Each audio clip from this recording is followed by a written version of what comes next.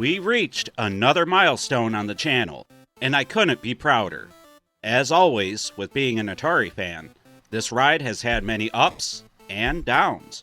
The highs have been definitely great, but the lows are something else entirely. Atari has released the 2600 and 7800 Plus since I started this channel, and I feel those are positives for the company and for fans in general. Having a modern day way to enjoy these classics that is compatible with today's televisions is just huge. And it's very important for letting people easily access the games of yesteryear. It definitely seems to have brought some much needed attention, in a positive light, to my favorite all-time console, the Atari 7800. The Pro system has been a well-kept secret for a long time, but now the retail games, and most importantly, the homebrew releases from today's talented programmers, are finally getting some time in the limelight, and I love it.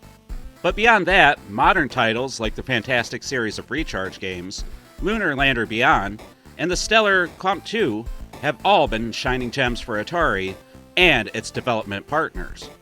Heck, while I found it ultimately too safe and by the numbers, even Yars Rising was a good addition to Atari's library of modern games. Now, other titles like the Atari 50 and Atari Mania were already out when I started this channel, but I have to mention those when rattling off successes for today's iteration of Atari. But again, I brought up that there have been lows, and the one most recently in the mind of Atarians is the failure of Atari to bring the Atari 50 DLC to their own console, the Atari VCS 800. They have offered the game in DLC to people for other platforms, as long as you already owned the title on the VCS. But this doesn't help me in the slightest.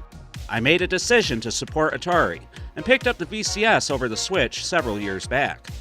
Unfortunately, time and time again, Atari has proved this to be a poor decision on my part. From the frustrating setup and unboxing scenario, to the zip code glitch that lasted, well, entirely too long, to this most recent turn of events, the VCS has been a disappointment set on top of disappointments.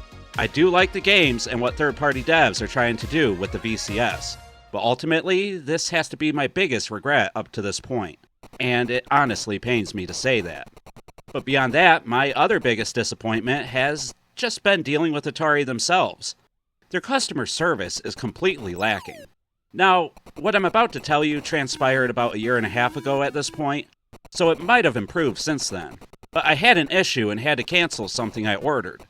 I won't get into why, but I did. Now, when emailing and talking to Atari, it would take upwards of 8 days to get a response from their customer service rep. And in that time, well, they refunded somebody else's bank account the wrong amount of money. And then it was up to me to prove to them that they had made a mistake. Now, everything did get resolved, but it took just over a month for them to figure everything out and make it right.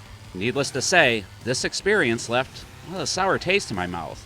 And worst of all, it made me feel that a company running in this manner could never truly succeed on a large scale. It worried me. But hey, we're Atarians, and we're used to taking crap from the company we love.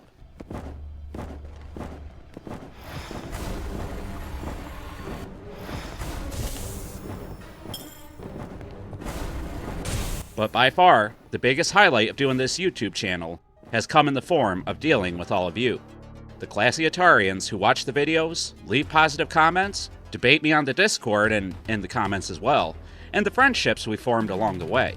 I honestly feel that I've gotten to know a few of you, and I look forward to our interactions.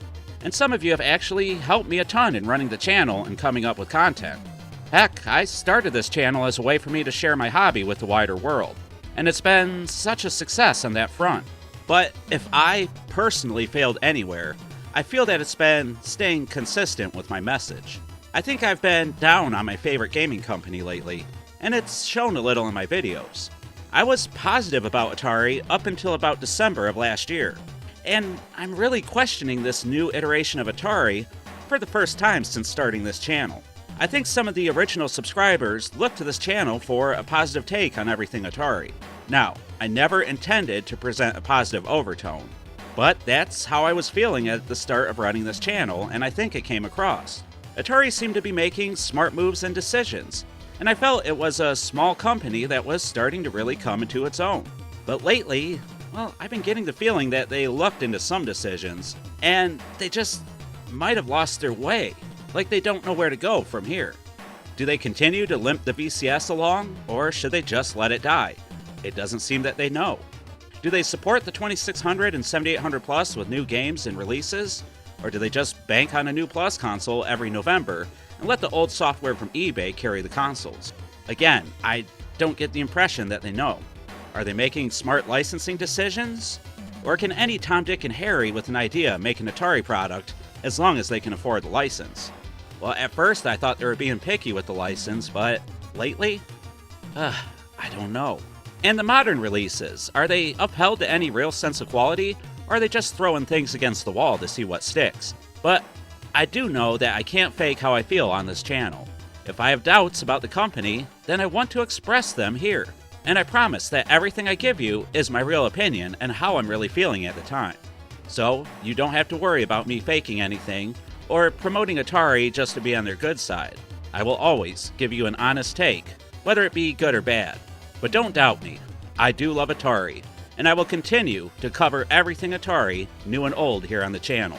And I hope that my love of Atari will come across, at least in my reviews of their older products.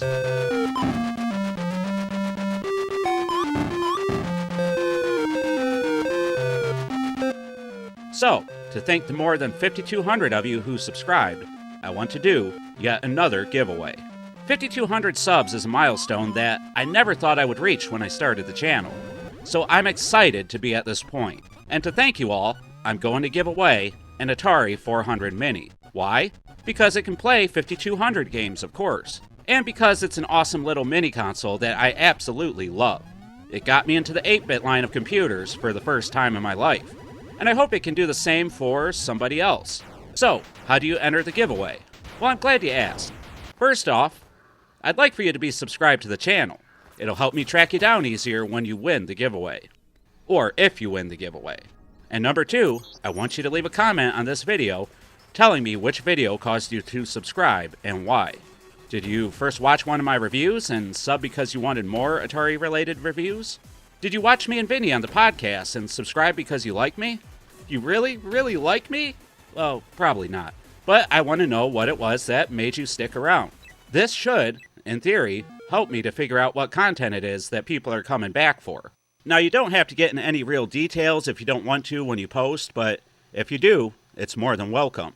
Once you leave a comment, I'll record your name and use a random number generator to pick a winner during a live episode of Man vs. 7800. One lucky person will get the Atari 400 Mini. And if I'm feeling generous, a few others will get some crappy Atari Network merch. High quality Atari Network merch. Yeah, that's the ticket. You'll get notifications for the drawing and the Man vs. 7800 episode just by being subscribed and hitting the bell. So don't forget to do all that YouTube stuff. Now the date of the drawing might be moved, no purchase necessary, blah blah blah. If you're in a place that I can't deliver to, then there is no cash equivalent being offered and no alternative prizes. So keep in mind that you should be in the US, Canada, and heck, I'll bite the bullet and pay the massive shipping costs to Europe. Why not? I got that $120 a month YouTube money now, so, well, I can afford it. Anyway guys, there will be more details in the description of this video, and probably in a pinned comment somewhere. Consider leaving a like on this video before you leave. Follow me on social media, including Facebook, Twitter, X, I guess. I'll never get used to that. Anyway, also join my Discord server to chat with me and other cool Atarians directly. Links to everything is in the description. You can also support me on Patreon. Patreons and YouTube members help me with these giveaways and help me keep up my equipment and get new things to cover. They really are the lifeblood of the channel, and I can't thank these guys enough. Okay guys, make sure you enter the giveaway by leaving the comment we discussed, and until then, remember to stay classy, Atarians.